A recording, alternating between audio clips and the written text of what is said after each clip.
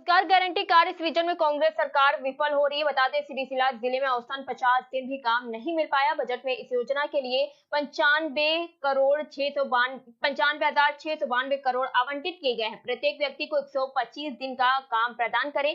केंद्रीय मंत्री बंदी संजय कुमार ने राज्य सरकार से अनुरोध किया। केंद्रीय मंत्री ने सिलसिला जिले के अंकीरेड्डीपल्ले मुस्तफाबाद में आंतरिक सड़कों के निर्माण की आधारशिला रखी।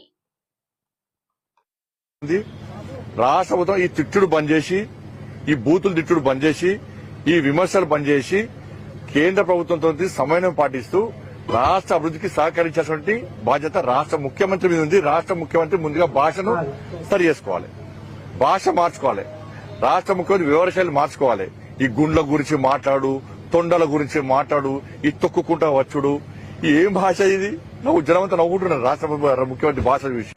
తంగలపల్లి మండలంలో అంకిరెడ్డిపల్లి దాంతోపాటు ముస్తాబాద్ లో జాతీయ గ్రామీణ ఉపాధి హామీ ఇప్పుడు దాన్ని బీబీ జీరామ్ జన్ కూడా మనం పేరు మార్చినాం. ఆ నిధుల కింద రోడ్లను వేయడానికి ప్రారంభించడానికి ఈ రోజు రావడం జరిగింది. దాదాపు గత సంవత్సరము ఈ జాతీయ గ్రామీణ ఉపాధి హామీ నిధులకు సంబంధించి 32 కోట్ల రూపాయలతోని ఈ కరీంనగర్ పార్లమెంట్ నియోజకవర్గంలో సీసీ రోడ్లు వేయడం జరిగింది. ఇప్పటి వరకు దాదాపు 700 కోట్ల రూపాయలను ఈ పథకం కింద కరీంనగర్ పార్లమెంట్ నియోజకవర్గంలో ఖర్చు పెట్టాం. కేంద్ర ప్రభుత్వము ఈ పథకం కోసము 92,000 కోట్ల రూపాయల నిధులను ప్రత్యేకంగా కేటాయించింది. దీనికోసం 32 లక్షల జాబ్ కార్డ్స్ తెలంగాణ రాష్ట్రంలో ఉన్నాయి. 125 రోజులు పని దినాలు కల్పించాలని చెప్పి ఒక లక్ష్యంతో వాళ్ళ కేంద్ర ప్రభుత్వం ఈ పథకాన్ని ప్రవేశపెట్టింది. గ్రామీణాభివృద్ధి శాఖలో 40% నిధులు బీబీ జీరాంజీ పథకానికి కేటాయించడం అంటే దీనికి కేంద్ర ప్రభుత్వం ఏ విధంగా ఇంపార్టెన్స్ ఇస్తుందో తెలుసుకోవాలి. మనం తెలంగాణ రాష్ట్రంలో 32 లక్షల జాబ్ కార్డ్స్ ఉన్నాయి. కానీ దురదృష్టం ఏంటంటే 125 రోజుల పనిదినం కల్పించడంలో కొన్ని ప్రాంతాల్లో అధికారులు విఫలం చెందుతున్నారు.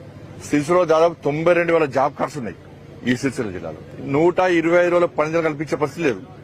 50 రోజుల పనిదినాలు కల్పిస్తున్నారు. ఎందుకు అర్థమైతే ఇప్పటికి కూడా. కాబట్టి అధికారులకు మళ్లీ విజ్ఞప్తి చేస్తున్నా. గతంలో దిశ మీటింగ్ కూడా నేను విజ్ఞప్తి చేసిన 125 రోజుల పనిదినం కల్పించాలి. ఇది వాళ్ల కోసం కేటాయించిన పథకము. కేంద్ర ప్రభుత్వం 60% నిధులు, 40% రాష్ట్ర ప్రభుత్వం నిధులు. కేంద్ర ప్రభుత్వము టెన్షన్ గా నిధులు విడుదల చేస్తున్నది. రాష్ట్ర ప్రభుత్వం కూడా 40% నిధులను విడుదల చేస్తే ఇది ప్రజలకు న్యాయం చేకూరుతుంది, ప్రజలకు లాభం జరుగుతుంది. కాబట్టి ఈ విషయంలో ఒక ప్రత్యేకమైనటువంటి ప్రణాళికతో ముందుకొస్తున్నాం. తెలంగాణ రాష్ట్రానికి ఈ సంవత్సరం కూడా దాదాపు 3,000 కోట్ల రూపాయలకు పైగా నిధులు తెలంగాణ రాష్ట్రానికి రాబోతున్నాయి. కాబట్టి ఇంకా ఎక్కువ నిధులు వచ్చే అవకాశం ఉంది. కాబట్టి దీన్ని ప్రజలందరూ ఉపయోగించుకోవాలి. కరీంనగర్ పార్లమెంట్ నియోజకవర్గంలో సీసీ రోడ్లు కానీ అభివృద్ది పనుల విషయంలో కానీ ఈ నిధులను ఉపయోగించుకొని ఈరోజు ముందుకు పోతాను. రాబోయే కూడా ఇంకా దీన్ని ముందుకు తీసుకునే ప్రయత్నం చేస్తాం.